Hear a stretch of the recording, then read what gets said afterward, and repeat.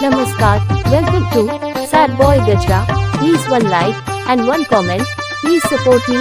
Status preview.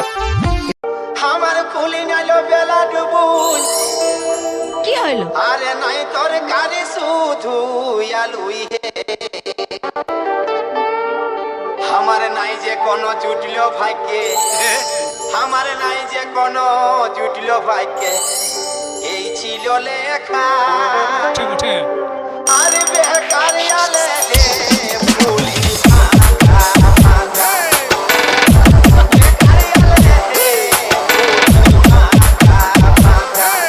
Channel को subscribe करो पहले। हाँ जल्दी करो, मुझे पता है कि आप लोग नहीं करते हो, वीडियो देखते हो लेकिन सब्सक्राइब नहीं करते।